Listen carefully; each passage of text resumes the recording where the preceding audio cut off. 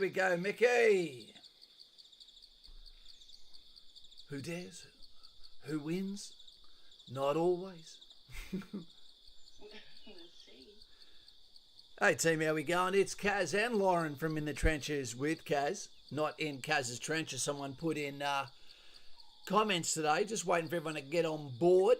For those that are here for the first time or watching this after the live stream is over, don't sweat it. We're the global channel, Australian channel, the man and the lady behind the comments, the wisdom, the hearsay. And tonight we're going to be talking about who dares wins. And as you can see, the chat's coming up right there. We've got it going. Okay, guys and gals, it is inclement weather. That's a big word for those that went to public school like myself. So what I've got that is there. If it annoys you, the chat, let me know. We've got Bailey's hat. Wherever he lays it, that's his home. And at the moment, he put it on Whose Bed Tonight.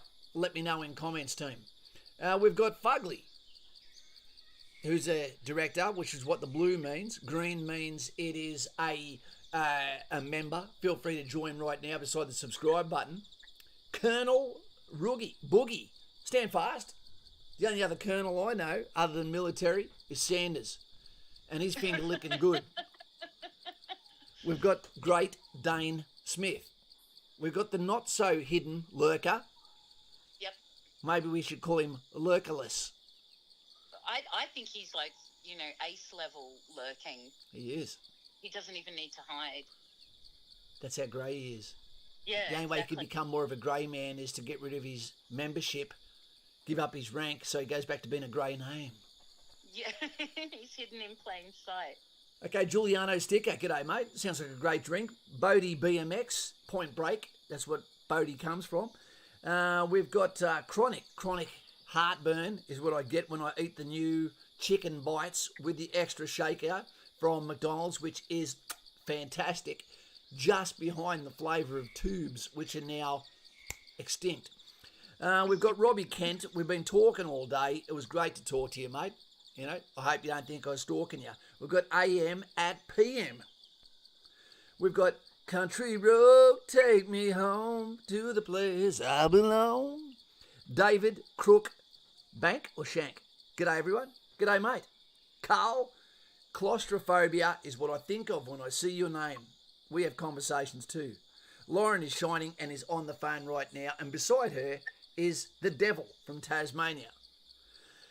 We've got Jay Hayes, Westside, not cerebral palsy. We've got Daz, who is one of the sponsored drivers for Hyundai in Australia. Great to have you here. We've got Jaden Harrison. Don't you guys, okay, you can see the chat coming up as well. Rhinopolis, give a thumbs up or a thumbs down on whether you want that the chat to come up. Let us know, because I can get rid of it. Noticed. I missed that before. The chit, as they'd say in New Zealand. Yeah, come on now. Okay, guys and girls, can we put a thumbs up?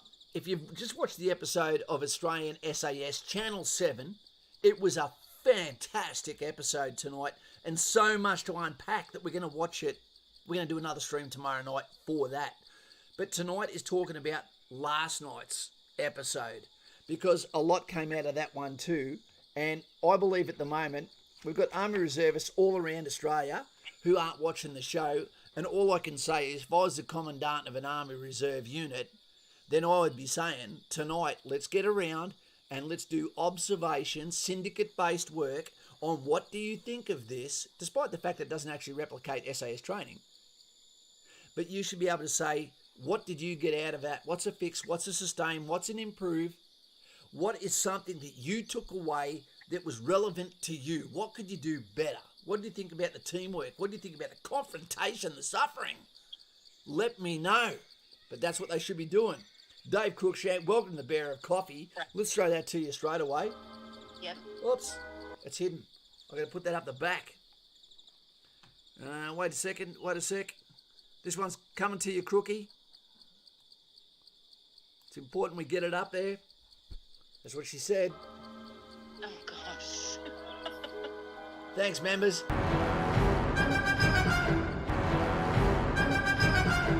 It's a Kraken! Feed him a mother-in-law. That should make him happy. Welcome, calamari. Well, I just had a litre of milk too, so something says within the next hour, you know, I'm going to be like an upside down bloody champagne bottle, but that's okay.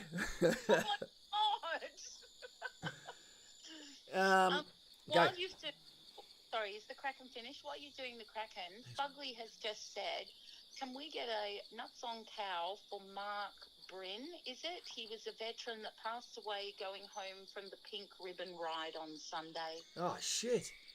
Yeah. Oh, I'm sorry, mate. We'll throw a Nutsu Cow, the White Warrior, out to him. Was he in fact white? Does it in fact matter? Doesn't matter. What was his name? Mark Bryn, I think he said. Mark Bryn. To Mark Bryn and his family, mate. We never know when our time is up. We were just talking about that before. This is to you, my friend. I've got to put it up the top. Get it up, Kaz. Give me the blue pill. You can do it. She also said that. You just heard it.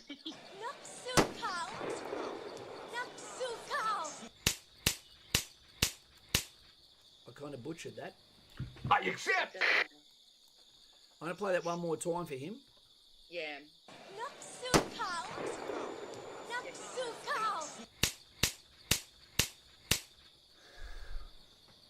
I accept! And to his family, lest we forget, and I really hope that it was quick, and I hope he didn't feel the thing. And to have lost your life while you're going on a good cause, it's a good, memorable way to at least leave a positive message behind. Yeah, exactly. Yeah. Look, before we go on to talking about tonight's learning experience, that internally we all learn from watching others make mistakes, others make good decisions, others make decisions that are short-term good with long-term hurt. Okay, I'd like to also announce this. We bought a few of these. Ian Turner, as we know, lest we forget, 2nd Commando Regiment. Okay, he lost his life at the same time against the Black Dog as Jody's son, Jody Stevens, Special Forces USA. Now, this is the book, Mosul. I bought 3 copies. That is Ian that you can see on the top of the page. God bless him. He was a lovely man, okay, but sometimes complicated. Or you could actually say he was so simple that as long as you obeyed the rules and you were within his circle of trust, brotherhood, you were laughing. Great guy. But he was a blue flame. He was a sharpshooter. He was an honest guy. He didn't need to bullshit, and he wasn't a bragioso kind of guy. And he was also one of Aaron Dixon's best mates. Yep. I'll be giving away some of the copies of that, and some of them are already allocated. One of those going to the USA at least. So, 2, Ian Turner. He shall not grow old as we that are left grow old. Age shall not weary him. I'm not used to saying it that way. Age shall not weary him as the years go by. He shall not grow not old as we that left grow old. Age shall not weary them. I butchered that team. Lest we forget. We'll get back to it. Lest we forget. Ian, I think about you all the time. And to his family, what can we say? I miss you, mate. Yeah. Okay, and to the 2 Commando Regiment and all those from the 2nd Battalion that loved him. Yep. JC, good to have you here, mate. Hope you're well. To all of those that know people have lost their lives, whether it be a grandfather, father, brother, boyfriend, husband, mate, colleague, lest we forget. It's a horrible experience, but it is also part of the job, and there's a big price to pay. A lot came out of the episode last night, and what we do is we're going to actually hand out awards for those that stood out in the episode. The episode we're talking about of SAS Australia. Okay, SAS Australia, Who Dares Wins, Channel 7. The only time I watch normal TV anymore.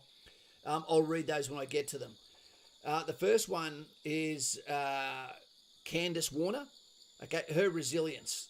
I really liked her resilience through hard tasks, despite the fact she said, I never quit, then quit in the next sentence, with holding the rock up high. But she's rock steady. your body just says no sometimes, and there is nothing you can do to stop it from giving up. But did she actually give up and say, I don't want to be anymore? No, she didn't.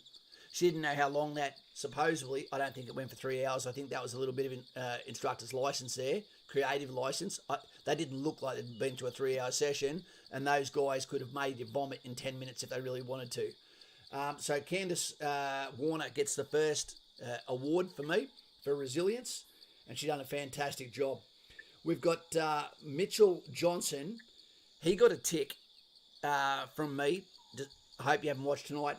But Mitchell Johnson got a tick for his absolute integrity that he gave in breaking down and telling the absolute truth on national TV about who he really was as a human, how his life is not perfect, you know, the things that he's had to overcome. It was a really, really touching confession that he gave, and you could tell the DS were very surprised by his candid nature. So he gets an award for that. And the other one was for Shannon in reference to his maturity. Shannon is used to being the leader. You probably know him from The Biggest Loser, etc. Pretty boy extraordinaire. Shannon stood up. He's not boastful. He doesn't try to stand out. He's a great team member. He doesn't try to lead from the front. You know, I think that he's what you want in a team, and he gets the maturity award for this one. We saw the bottles, which was about attention to detail, where they came out, woke them in the middle of the night and said, show us your water bottles, how much is water in them. They've been given instruction on every single thing, how to do things correctly. They've been told what the standard is. They said, bring out the bottles. Lauren, they woke them up in the middle of the night, told them, bring their bottles out. They said, now take the top off your bottle. And if they weren't full, you had to tip the bottle over your head. It's in Victoria. It's in winter. Yeah. It looked freezing, you know, and so there were several of those that didn't do it. That wasn't about treating them like shit. That was attention to detail. And I guarantee when you treat someone with a penalty, a physical penalty, they will never do it again. It creates an OCD that they will never recover from. An example of that, okay, when I was going through training, I had my boots off, I had my pants off, I was in a sleeping bag. It was the middle of winter. I was in, what do they call it? It's the ammunition supply near Singleton, and the mortars went off. And I had my boots on the wrong feet. My pants were on the wrong legs, probably, on the middle one as well. I went the wrong way, nearly got back squatted with a bunch of other people. And after that, I'd never slept with my boots off. Another day of my career, I slept with my muddy boots inside my sleeping bag. It created that. Yeah, you learned your lesson. Yeah, so it wasn't about water, you know, and it was about, you know, when you get told to have something, to have it. And I've been without water on operations as well, and that can be the death of a man or woman, and people aren't even going to know when you suddenly drop off in the middle of nowhere, may not have communication, might not have an exact grid to where you are, may not have AME, air medical evacuation, etc., available to you. Before you know it, you're a casualty, and that might be catastrophic if it's stroke with underlying conditions after prolonged exposure to adverse conditions and mission sensitive. We'll get back to the next one in a second. A couple of quick questions. Do we have someone there? G'day, Tony. Yep. Fighting the Turret says cold-faced Merrick, he is the best, he reckons. You've just told me, or you've sort of given away who got the award for tonight, but we'll talk about that tomorrow. You notice he's not a comedian? He's not a comedian anymore. You notice the comedians, I was one of those guys in the battalion, the funny guy. But you know what? A lot of it is a survival mechanism. I was a small guy. I needed to stand out. You know, I did it to also give myself bravado, give myself a platform, give myself a personality, so to speak, in the mix. I did it at school. But when the matters are serious, I'm not so funny anymore. And then we get down to business. So that's just his MO. That's how he gets through tough times. Robin Williams, we didn't realise that till he was gone. Yeah, exactly. Jay Hayes is interested which bookstores will sell that book. Do you happen to know? I got that one from Dimmicks. Yeah. But most of them should. It hasn't been out for long. Okay, and it's about an Australian that went over and joined ISIS at the same time that we also had two commando, Ian Turner, over there representing for multiple engagements and operations. The tough thing is, at the moment, I haven't been watching normal TV. Apparently, he's been copping it sweet on some of the channels. I believe ABC's really trying to drill down on him. I don't know why. I saw one article. I don't know why either. I think they've got their own agenda, and if they're going to sink that low to drag someone through the mud posthumously, well, then that just shows you what sort of folk they are. What's Mohammed got to say there? Sorry, Mohammed, my eyes can't see very well. When he goes to Kapuka, and lots of people have answered his questions. Okay. I'm kind of keeping an eye on him. Great to have you here too, mate. Here's someone. Sonate has asked, how does the stuff done on SAS compare to Kapuka? Well, SAS Australia is not really about SAS. It's about human experience, peeling the onions off.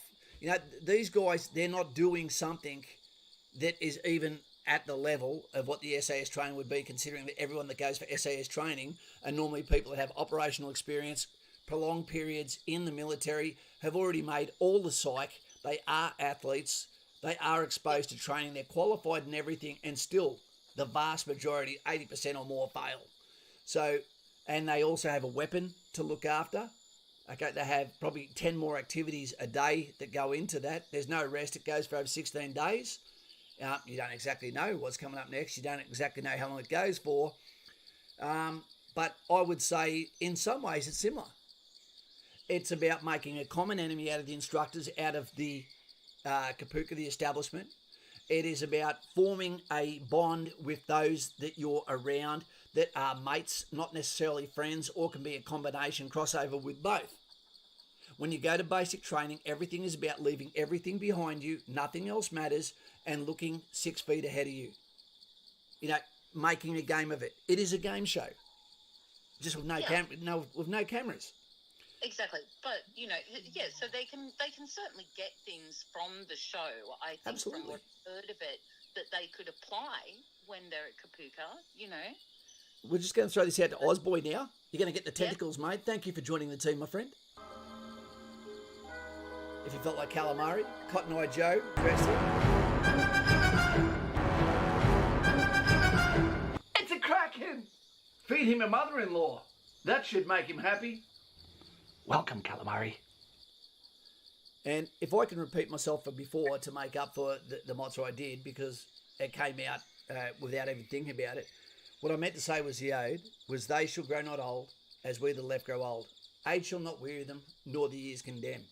And at the going down of the sun, and in the morning, we will remember them, lest we forget. Lest we forget. Ian Turner. Yeah. And James Hupp. Yeah. Here's a question from Sad Boy. Don't be sad, Sue. Yeah, he's always sad. Hey, Kaz, I think I made a mistake of putting I can't eat MSG in my medical. Now I'm waiting to hear. I don't know why I mentioned it, but could this get me disqualified? And if so, is there a way to get a waiver? Look, don't go to China and you should be laughing. Yeah, because, MSG, I don't think it's in any food products in Australia anymore. I don't know why you'd say it. We've said this a million times. It's not a confession session. Don't just go, oh, by the way, there's something you might need to know about me. This is a secret. Yeah, exactly. Exactly. My kryptonite is actually, don't tell anyone. Monosodium glutamate. Aaron is... is going to Kapuka next week. Well done, mate. It's a good time of year. You're just trying to get back on holidays and we don't even know whether you're going to get released at Christmas time. But it's going to be great to have you here, but it's going to feel like there's one less person at the streams, mate. You've been very, very loyal to us. And Aaron, it's great to have you here. That's different to apron. Yeah, which I wear every day when I'm baking. I will not. I'll wear white. I don't give in. I don't quit. Back to SAS Australia. Okay, there was an activity that was put on. I'm going to give you my thoughts on this. It was a battlefield inoculation training test. And what it was taking the soldiers individually, creating a stressful environment by telling them straight away that this is what you're going into. You're going into it individually. You can hear the gunshots, atmospherics happening in the background. It's cold as well. You're isolated. Then all of a sudden you're grabbed. Come with me. Balaclava on. Boom. Get up. Get down. Get up. Get down. Dragged. Wet. Rocks. Falling over. Shouted at. Swearing. Nothing wrong with it. I laughed when the balaclava gets pulled up. Cold water, cups, canteen, in the face. Ah, holy water. That's what vampires feel. And then all of a sudden, a weapon's put in your hand. Bang. Open your eyes. Bam. Okay, balaclava pulled off. Is it friend? Is it foe? Do you fire? Don't you fire? Bam. Guess what happened? 14 people out of 17 of apex people within our society that all say words like, I don't quit, failed. Now I'll explain something to you. Sad boy. Thank you very much, mate, and this is coming to you. I could have given you tentacles, or I could have given you Nutsu cow. I went with tentacles, calamari. It's a kraken! Feed him a mother-in-law. That should make him happy. Welcome, calamari. Thank you, mate. That is my first cow that's holding its breath. Thank you very much, sad boy. I hope you've cheered up. Probably haven't. You've just lost $3 out of your wallet. Can I just check before you continue? Yeah, go. Waitsy, he has to leave early tonight. He's got his OSB tomorrow, so he's having a early night. I hope you sleep well, and I hope it all goes well. So do I, mate. And remember, online, it's going to be really weird. You know, don't be afraid to have tactical pauses when they speak to you. Okay, and if in doubt, if you don't understand what they've said, ask them for clarification before you say. Be ready to talk on a subject for at least 5 minutes, because they're going to. If they say to you, who is an influential leader from your past, you need to be able to say who it is.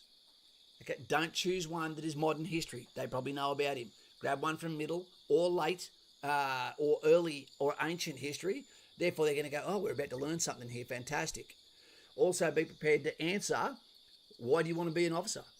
You better be able to explain why you see yourself as a leader. What have you had in the past that has displayed that people of peer level have wanted to follow you in the absence of seniority, etc.? Okay, and also, what are some negative traits about yourself? I can't give a blueprint because at the end of the day, you may or may not have leadership ability, and that needs to come out because we need the right people to make it. But I will be waiting for Waitsy to find out how it goes. Rules of engagement continued.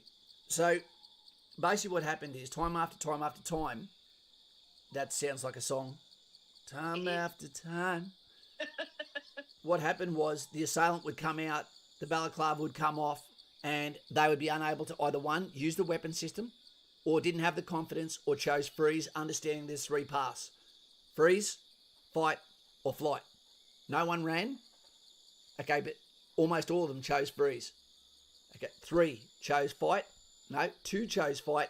And Jackson Warren chose to take up the sight picture, but not to shoot because he identified that he had a blue force, someone on his side, so he didn't engage.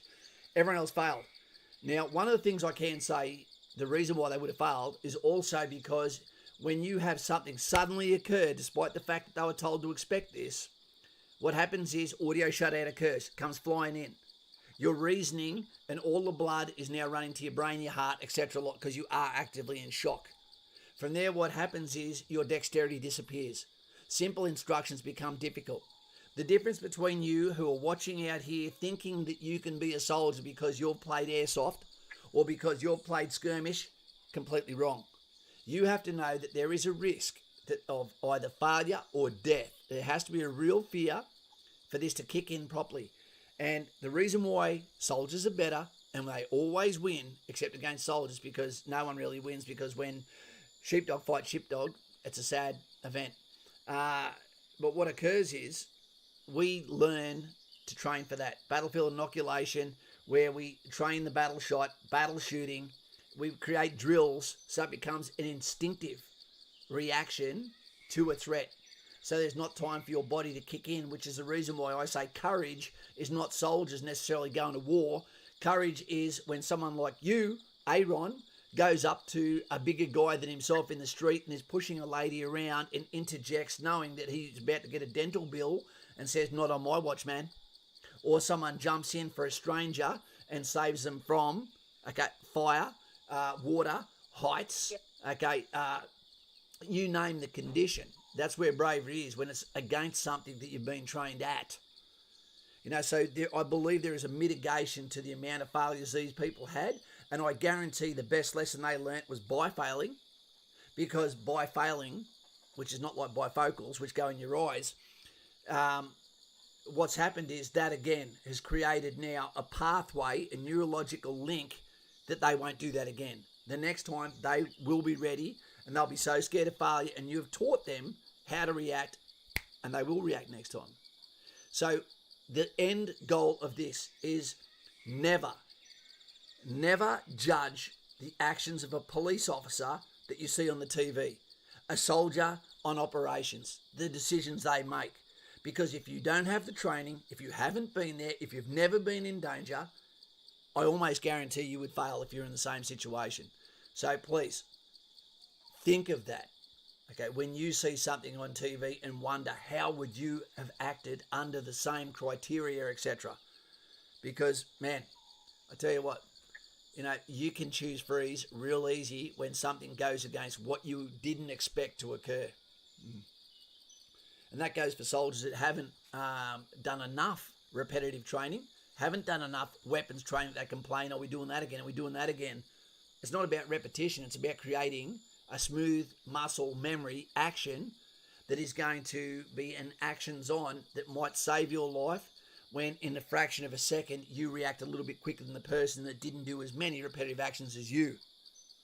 It's like having an excuse why you don't want sex with your wife. You need to be able to say, "It's because I mowed the lawn.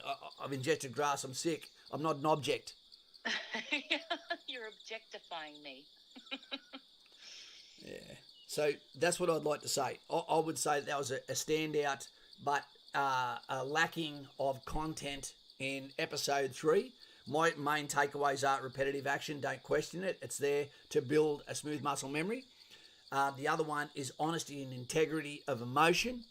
I believe that Mitchell Johnson, after watching tonight as well, if you saw tonight as well, it was catastrophic to see a grown man go through that much of a psychological purging and coming to grips with the fact that he was once, okay, the pedigree, the guy that everyone looked to the staunch individual that you can go to, the Mr. Reliable, the Australian baggy green wearing champion.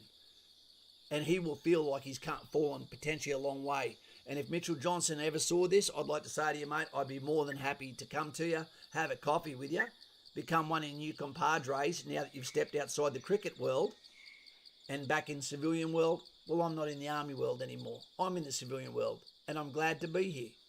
So to you, I'd say head up, mate.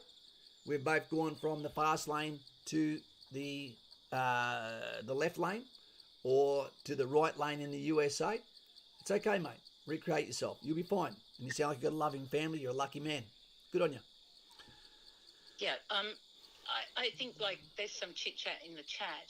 People would have liked to have seen veterans in it, not entitled ones. But people need to remember, it's not about the SAS or being in the Australian Army. It's a television show. And it's about taking people who are slightly entitled. I haven't seen it, but from what I've heard, it wouldn't be good entertainment if they took people who were perfectly capable or who seemed capable right into it. I think that's the point. There's actually already shows for that too. Yeah, exactly. Okay. So it's not, we need to differentiate. It is not going to give you a realistic view of what doing selection for SAS is going to be like. Was that true, Ryan? Ryan was saying he doesn't know why they called it Australian. SAS was filmed in New Zealand. No, it's filmed in New South Wales. Oh, okay. I thought it was Victoria. Okay. Yeah. I'll find out for sure. Well, yeah, I looked it up just then. It's definitely filmed in New South Wales. Okay. Mate of mine went into combat engineers, took nearly 2.5 years to transfer to electrician. That's because Reese has said, "Hey Kaz, what are your thoughts? Got a call today saying I have a spot for armoured vehicle crew for March, but I want aviation ground crew more. but there are only 12 spots for next year. So he's wanting to make that decision, and only you can make that decision, Reese. If they give you the choice of both, they're completely two different roles. They're two completely different roles. One is arms corps. One is sharing the FEBA, the forward edge battle area, with infantry. Okay, the other one, is sitting back in the land of what's close to air conditioning, double glazed windows, and chocolate milk. It depends on which one you want. Do you want one? Ground crew for aviation is almost a civilian job, or do you want one that is army, which is being the guys in armoured vehicles, not knowing what it's like as you go into the fog of war? Okay, which one? You can have the comforts, or you can have the cruelty of the elements. It's up to you. And here, Brody Higgins is back from Kapuka. Hey, Brody, how you going, mate? Saw Brody, and we've also got someone else. I just saw him. Back it up, Terry. Hey, Kaz.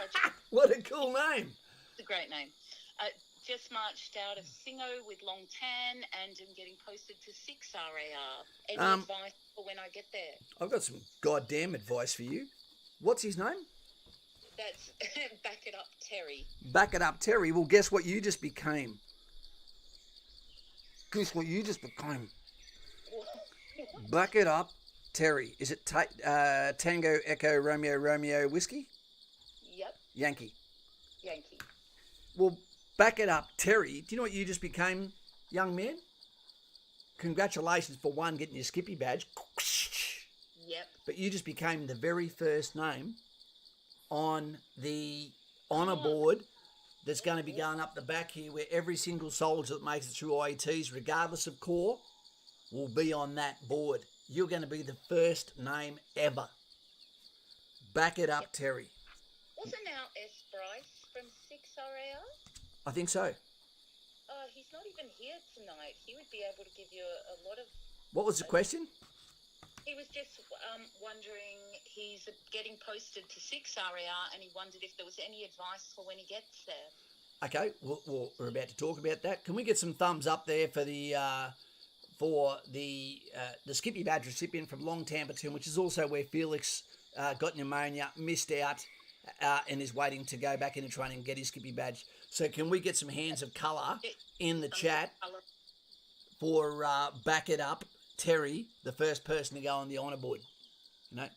Hands of colour coming to you. Back it up, Terry.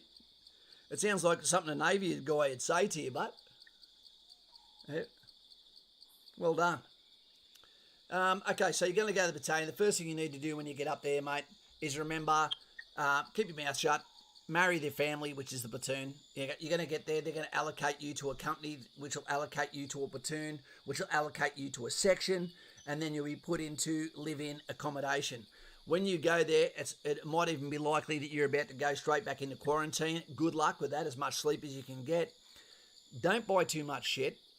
Take it easy, and all you want to do is, if the guys go out, you go out with them. If you don't drink, but still go out with them. You need to show them that you are a team player, you're on their side, and even if it means that you drive them out, you drive them out. Okay, let yourself settle down, understand that you need to do very well on your first field activity. You can't fall out. You need to spend any time, extra time you have, getting yourself as fit as possible, as well as healing from the School of Infantry, your initial employment training, etc., so that you can give the best version of yourself, because now you're actually building a reputation for yourself within that platoon, and they will follow action, And congratulations, mate. Congratulations. Yeah. What else? What else?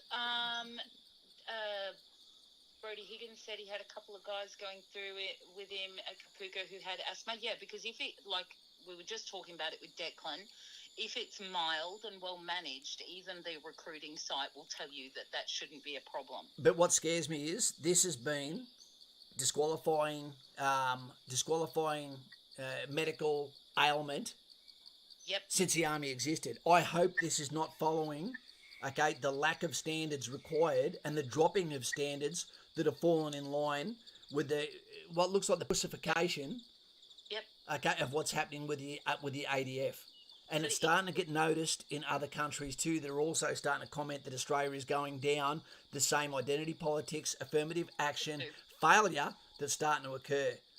Yeah, but I think with the asthma, it could even be that we have better treatment now. I don't know because we don't Yeah. carry medicines per se with us, and the Yeah. platoon sergeant needs to know about every medicine, controlled drug that is being carried. And quite often, we are not going to be near you when all of a sudden you grip your chest like you accidentally ate broccoli in a carnivore's team and went down. We're going to come over and go, what's going on? I'd never think that it's asthma because you're not allowed to have asthma in the army.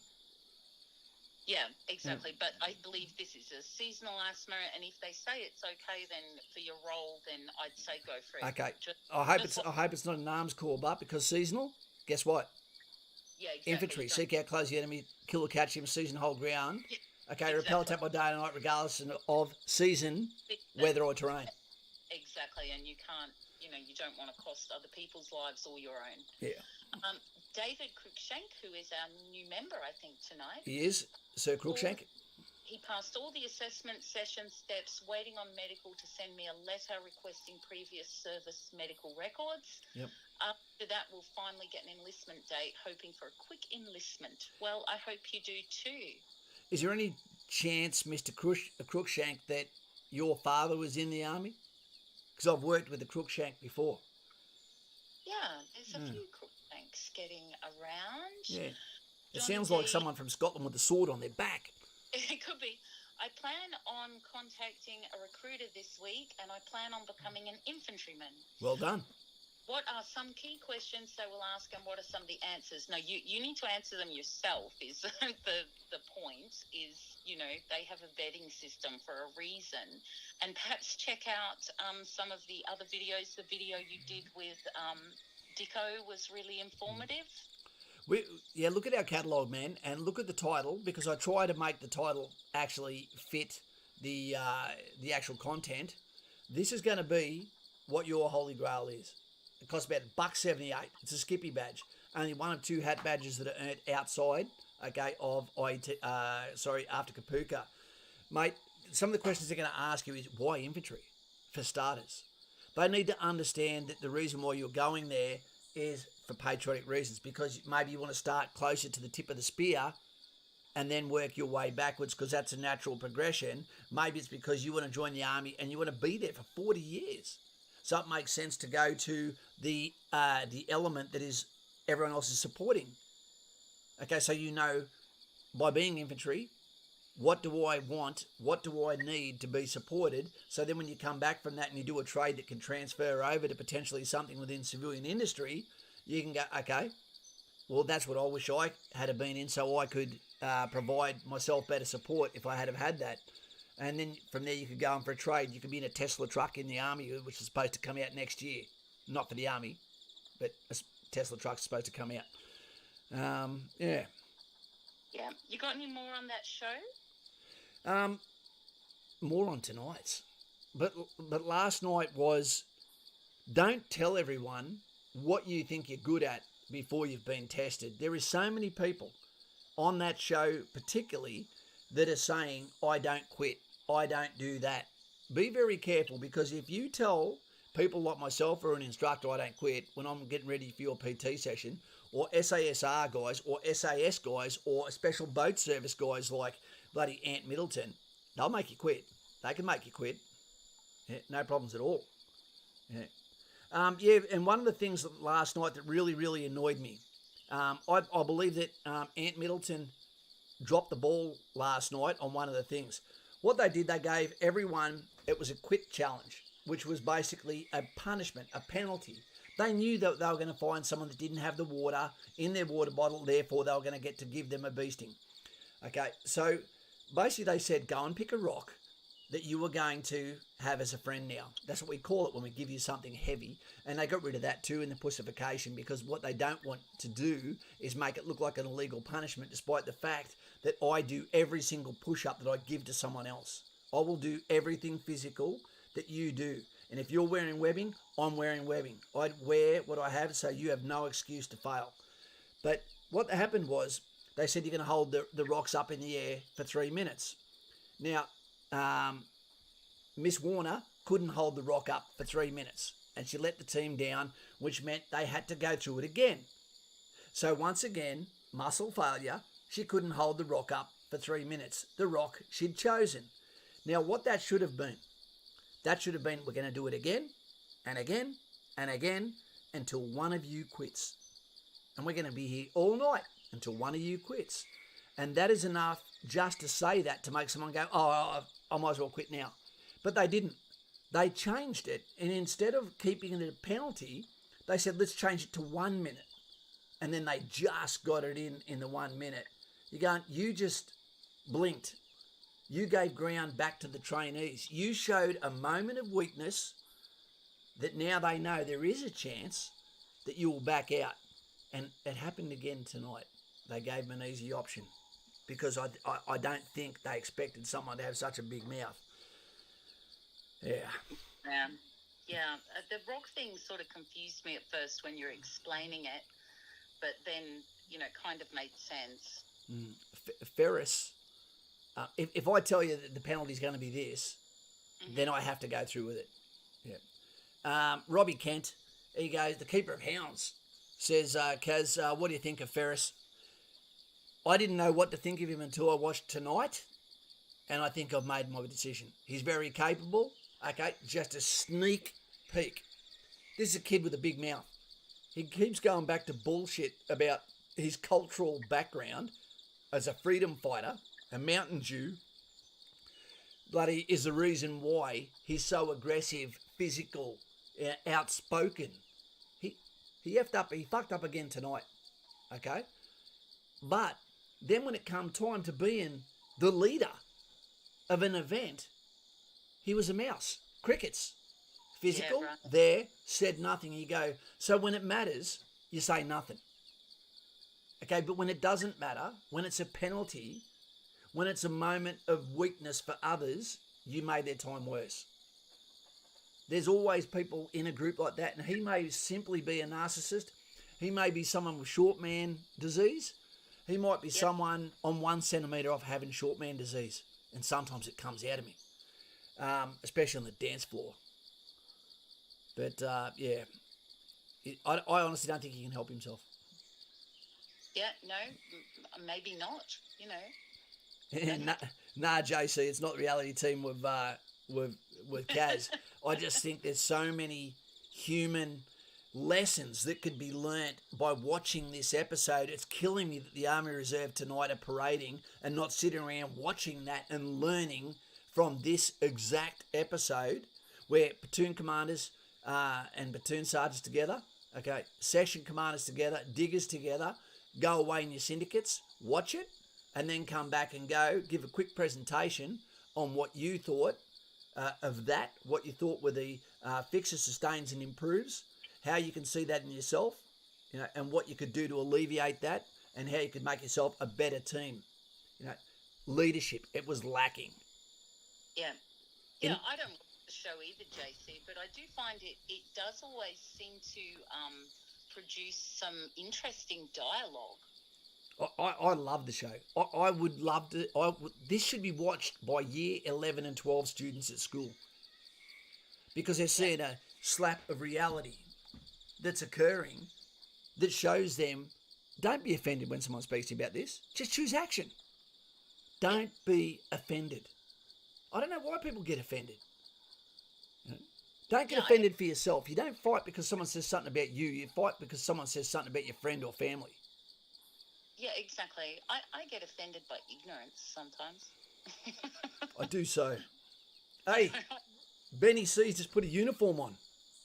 Yeah, cracking. Or does he want a Nutsu cow? You surprise us. Nutsu cow. Nutsu cow. I accept. Make you very much there, Benny C, for joining us. And you know what? We're going to do something more for you because we've got a rare surprise. And this one's for myself. Make sure you watch the screen, not the chat here. This is a video. I do not know what it's about. It goes for 42 seconds. It was sent by Robbie Kent to me today. This is a quick reaction. We're all in it together. Are we ready?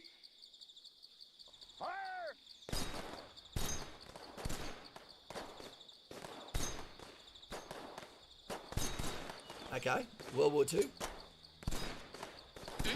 Looks like World War Two. Fire! Please, fire on the firing line. Where? What? I wasn't paying attention. I'm sorry. You stupid goddamn shave-tailed son of a bitch. What happened? What happened where? Keep your fucking weapon pointed downrange or I will shove that fucking piece up your sorry fucking ass. Oh, there you go. Oh, look Is at that me the this time. Pacific? Gunny's Yep. right. We're going to have to watch this again.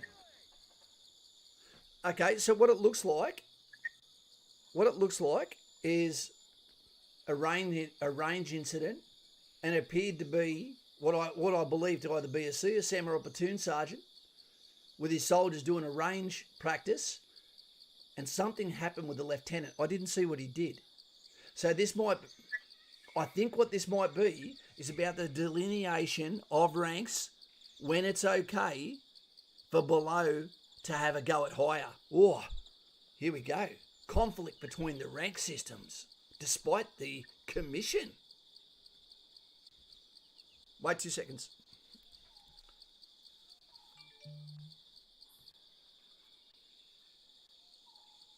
Where'd my sound go? What? Do you not have sound? My sound just disappeared.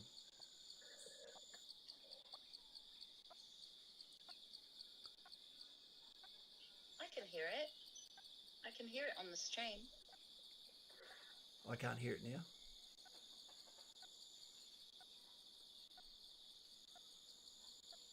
Oh, I don't know if I can So- hear them.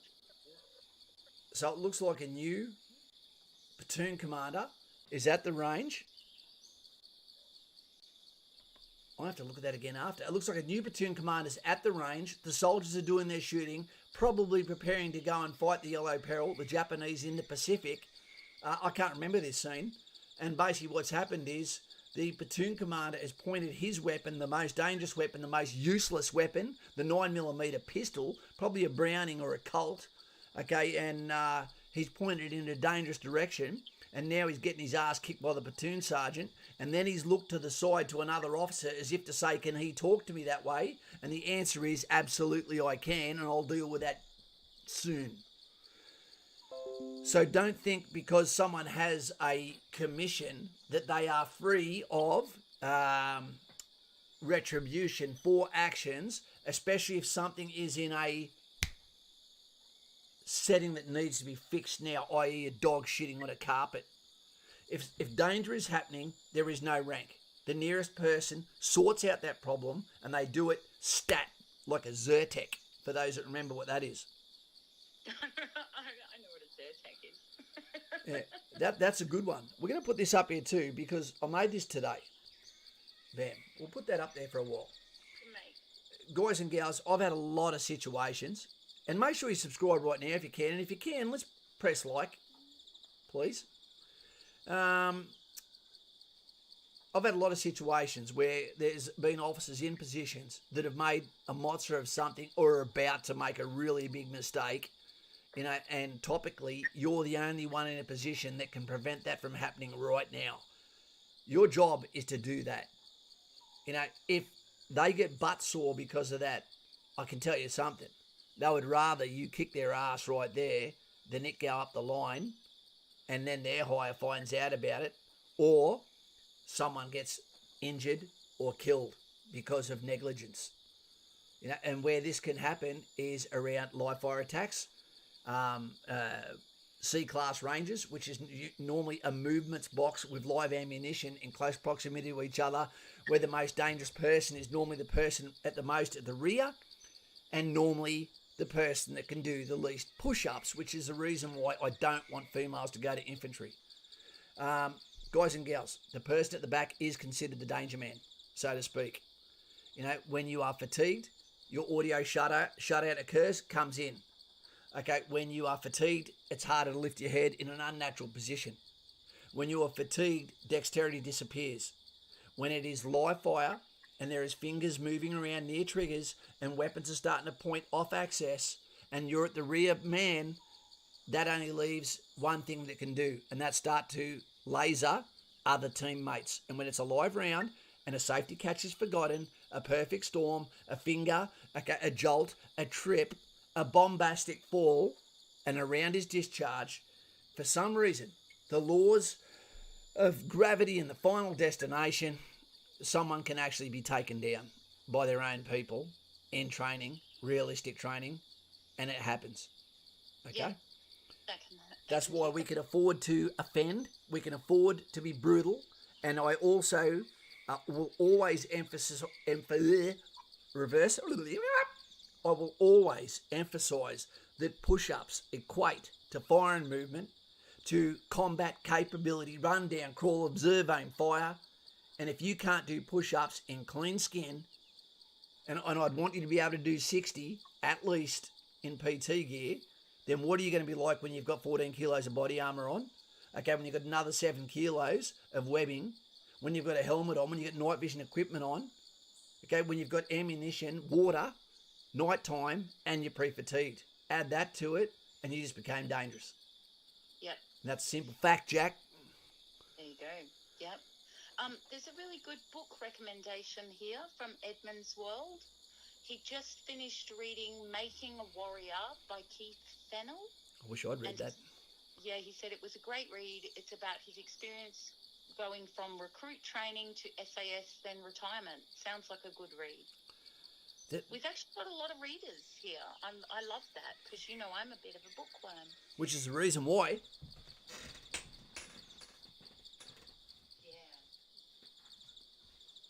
Yeah. My favourite book, the biggest book that I ever read, was that one. Bam. Magician from Raymond E. Feast. I was 17 when I read that, and it is still in my mind as one of the best books I've ever read. I'm going to have to read it. Are you? Yeah, I'm going to have to because I'm really intrigued now. Well, guess what? What? That one's yours. Oh, thanks. That's coming down to you. All right? Okay. I've got another copy of Magician, and I've got 3 copies of Mosul. Okay, and I need to give them out. I've got a list of all the people that I've got things to do for, whether it be Aidan Ruth with shirts, okay, whether it be the Robbie Kent, the Master of Hounds, whether it be Nathan Ireland, whether it be Leo, the Jester, whether it be Jody Stevens, whether it be Uncle Joe, Yeah. whether it be Felix's Xbox. It's all going out, but not in one sack. Yep. Jay was wondering how young Achilles is going. There is something freaky about that dog. Why? what do you mean? He's 8 weeks old and he already doesn't shit or piss inside. But that's nothing to complain about. No, but I've never known a dog that doesn't just go, hey, look at that, squirt on the carpet. There's not so much as a Kit Kat Twix. You got easy. That's like when you bring home a newborn baby and it sleeps through the night. That's not fair. It's fantastic. He's such a cute little bugger, and he doesn't stink, doesn't drop hair. I've even done, after he's done a poo, a little bit of a on the number 6 eye. No residue. There you go. He's got a Teflon coit. Fighting the Turret says that you're lying, that the biggest book you've ever read was The Cat Sat on the Mat. And the library wants you to take that back too. He's cheeky, isn't he? He is. You know, he can't even read porn, it's just pictures. Come on, Rob Kent was just saying he used to read Playboy for the articles. Me too. Still got the first one. The first one I ever bought had Madonna in it. That's how old I am. Oh my gosh. You could have made a crop circle with her armpits so that hairy. Okay, all right. Come on now. Mm-hmm. This is getting rough. I thought we were going to keep away from things like that. Hey, This is Ryan. not narky this week. Yeah. Look, when we made this slide today that's up on here now, I just thought when I'm watching the TV today, watching a little bit of the television while cleaning, waiting for the Donald Trump invitational that starts basically this Friday, people coming down from Cairns for that. And I thought, you know what? We only get one life. Take it easy. Live your life. You know, live life. It's not a solo journey as I've written here. Deal with the hand you get. Everyone's got a hand. There's going to be someone with draw 4s. There's going to be someone that have a bunch of 2s. There's going to be earn what you eat. You know, don't wait like a little bird to be fed by your mum. You know, you can still hang around at the nest, but do something to earn it, to contribute, to matter. Yeah, exactly. There's burns victims. There's people in different countries all around the world, you know, who have horrible lives. There's people in Australia who are scared to go home because their family is worse. Yeah, exactly. Yeah. Time's ticking. Have a good time. Live your life. Don't look back except to say, come up, you have a good life too.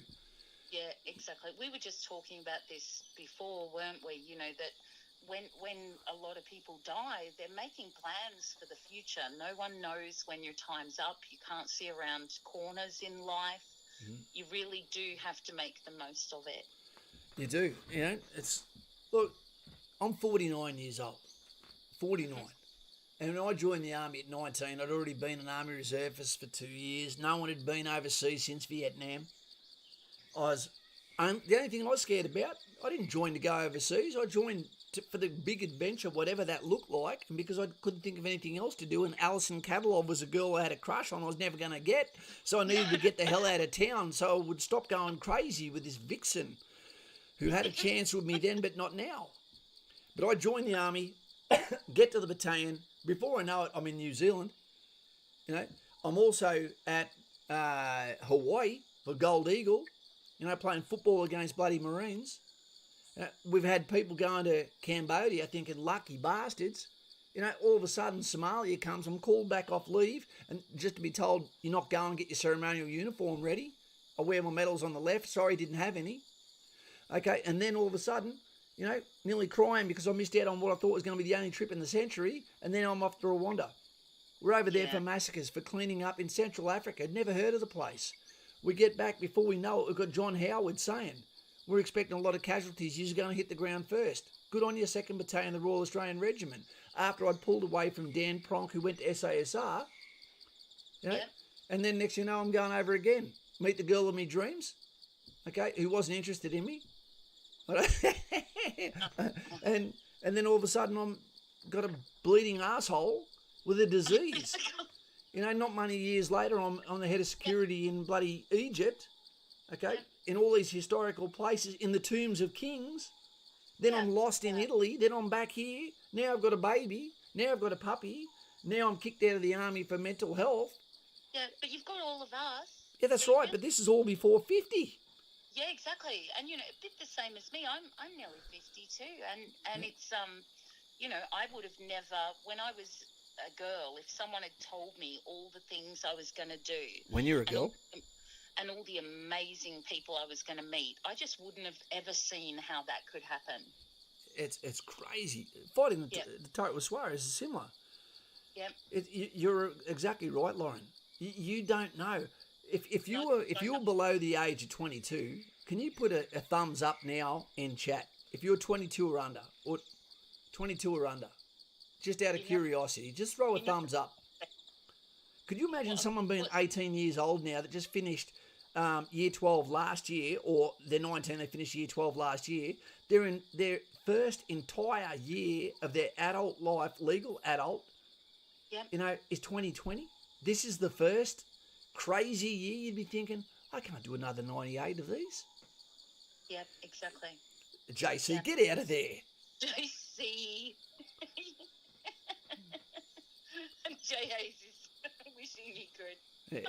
Look at all these people. Yeah. All these people with these hands up.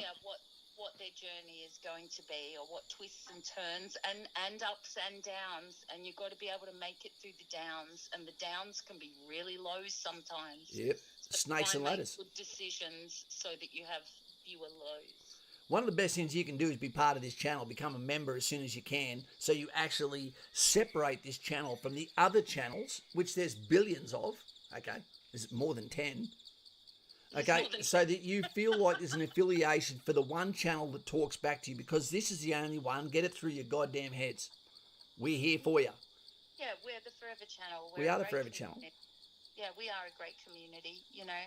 And we do police our community. Don't get us wrong. You can't just come in and act however you want. You know, if you're going to be a dick, for the rest of the community, we'll get rid of you. And a girl can be a dick.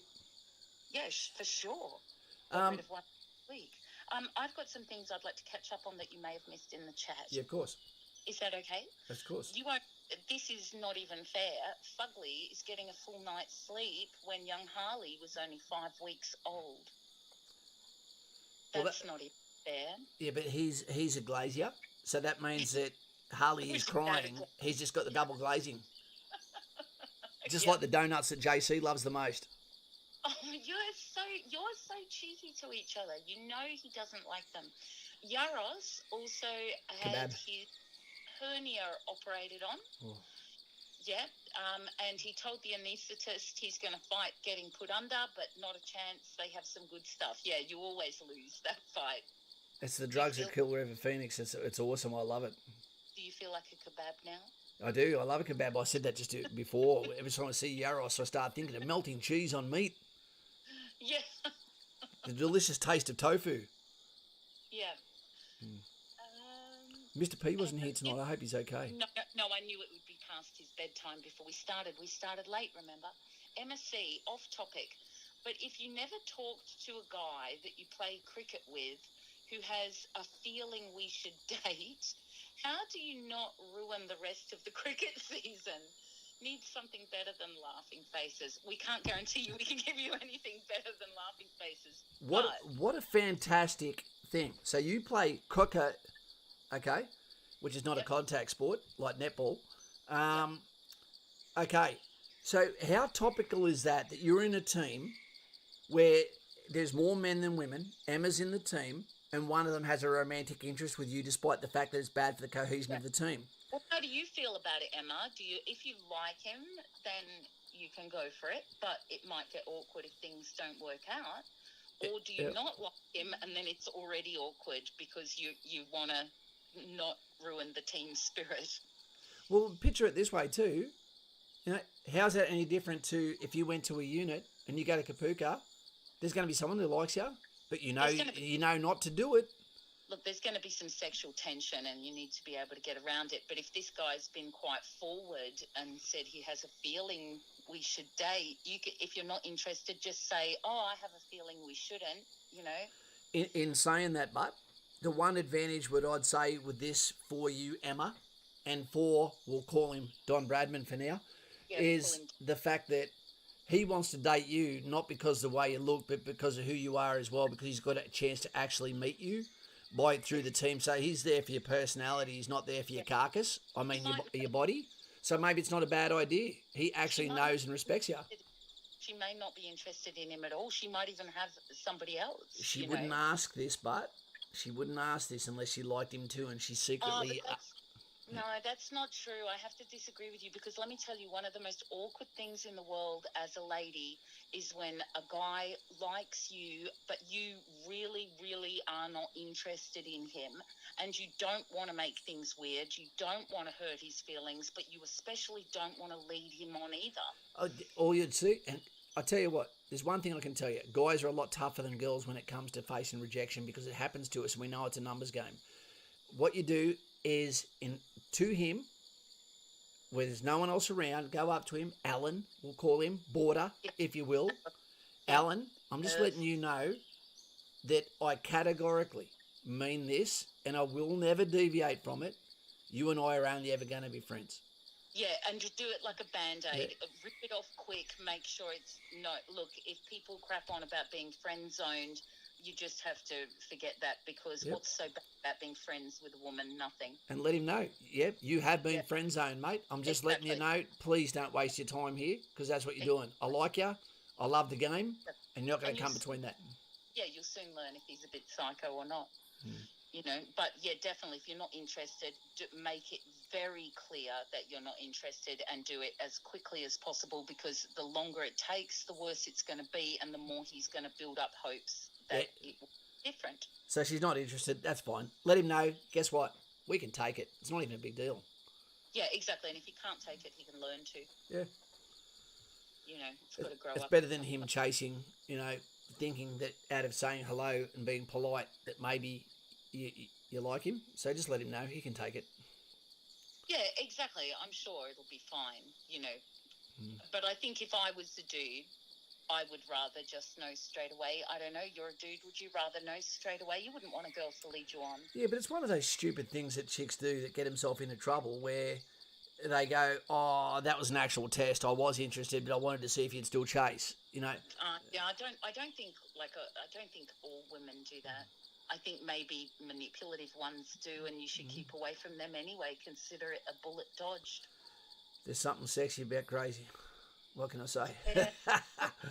Not that kind of crazy. That's kind of funny boiling crazy. Yeah, but even that'd be great for a night.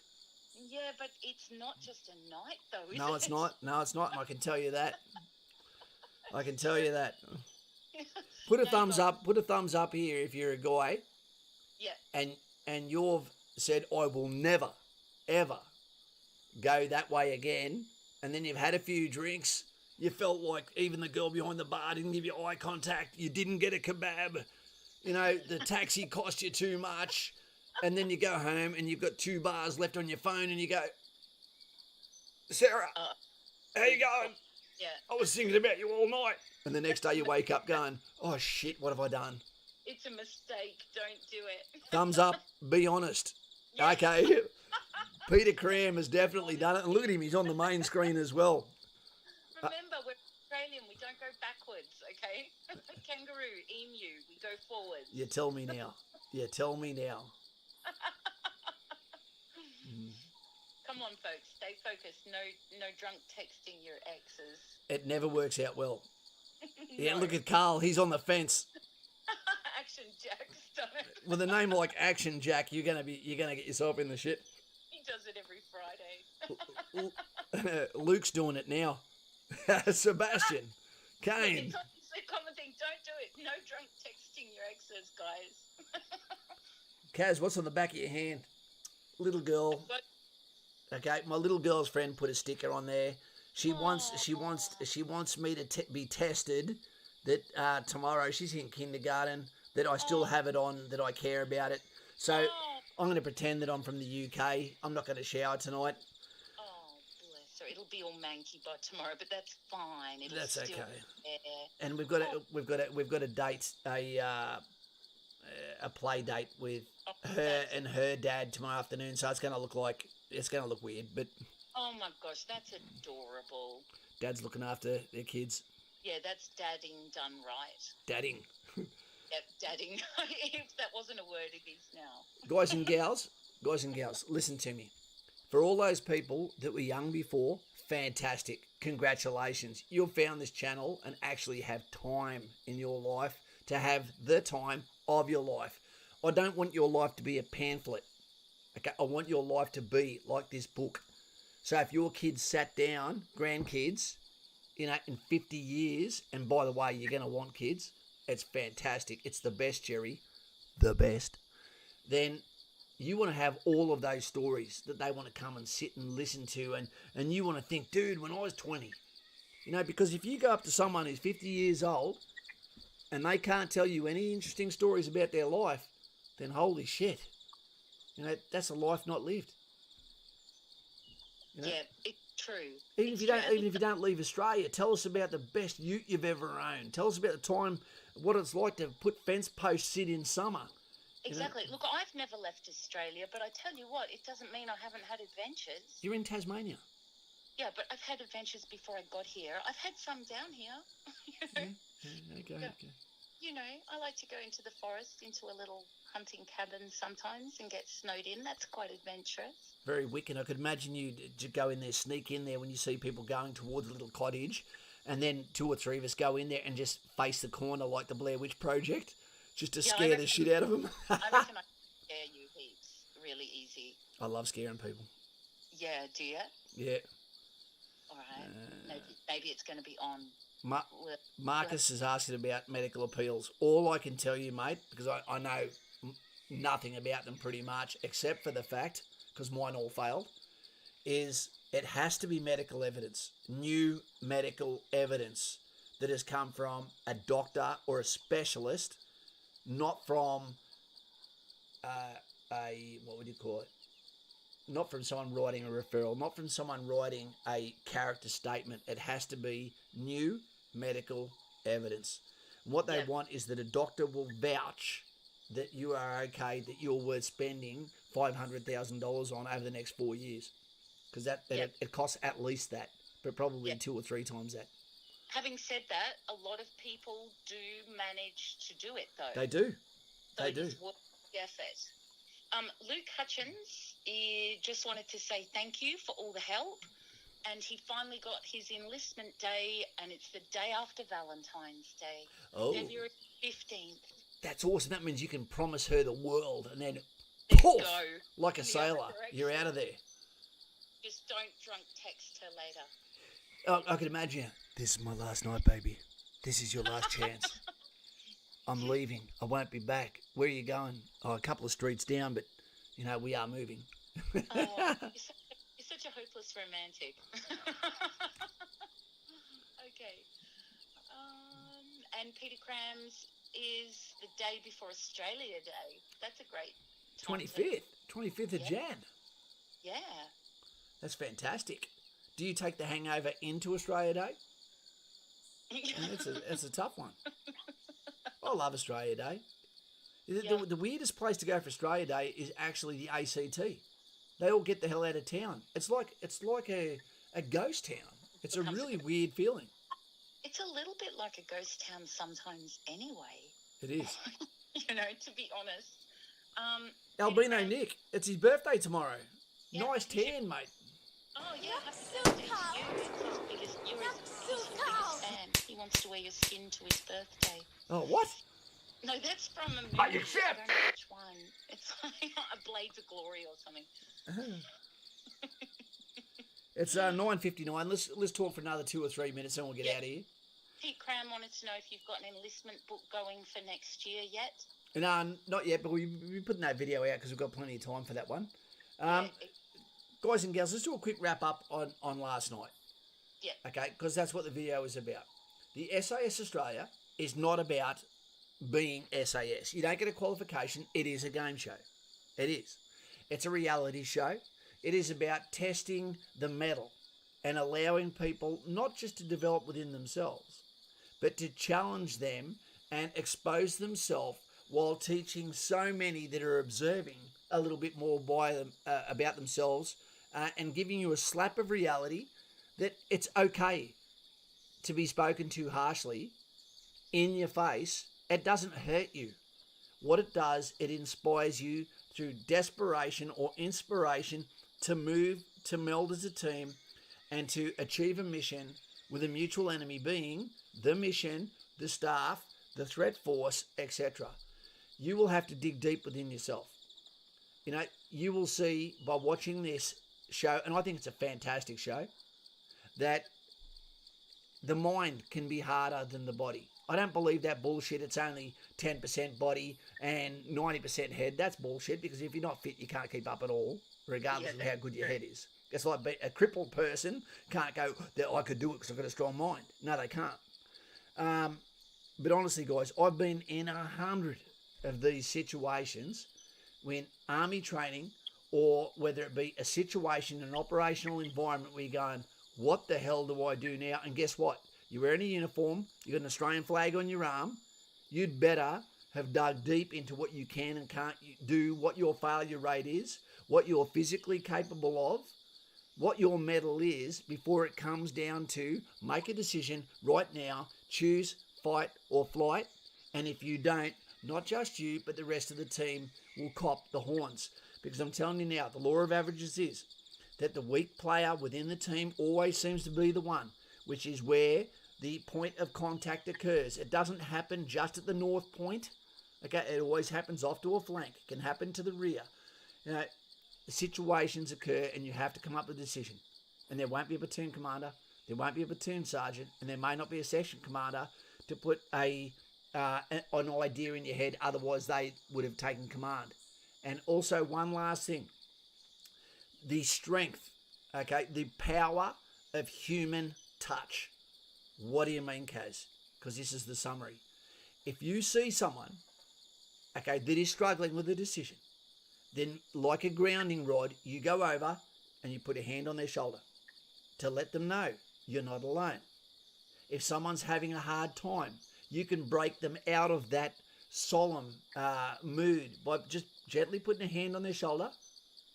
Don't need to say anything, and just a bit of a head nod, bit of a thumbs up, or even, "You okay, mate?" Or, "Let's get this done." That's all some people need to go, "You're right," and break them out of that melancholy, out of that freeze or flight mode, and get them back into the game. Human touch. Do it. It works. Yeah, it really does. Yeah. So, guys and gals, sorry about tonight. I know that people in different time zones, I think there is a lot out of this show. I think you can learn a lot from it, regardless of age. I think it's something you could sit down as a family, and if you had teenage kids, they could be going, "That's a bit harsh." You could go, No, it's not. If you be gentle, then what you can do is you can create that safe space that only leads to softness or shields you from the reality of life. You need to meet your own failure and feel like you're in danger, but it's perceived danger. It's not necessarily really there. Okay? Through these exposures, you make a better version of yourself. Because one day you're going to have to stand on your own 2 feet. You're going to have to be an adult on behalf of someone else and make those decisions. Kid, dog, child, someone else's. Good Samaritan. It's all up to you. And you want to pass the test. Right, guys and gals, let's roll. Have a good day tomorrow. You only get it once in your life.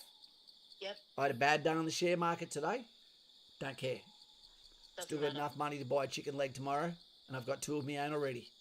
So, so Lauren, if you'd like to say goodbye to the lovely people. Yes, I will, and they are lovely people, even if they get a little bit crass sometimes. We do crass, we do crude, we just don't do rude. That's it. That's what we do. I hope you all walk in the direction of your dreams tomorrow. Have a really great week, and aren't you streaming tomorrow as well? I'm thinking about it. Maybe, possibly Possibly. be on standby for a stream. Yep. Everyone who won't be here for whatever reason, it was nice to see you tonight, and I hope you all have very, very sweet dreams, and there is nothing under your bed. Good night. There's not, but I do hope that Rob Kent gets heartburn. You're so wicked.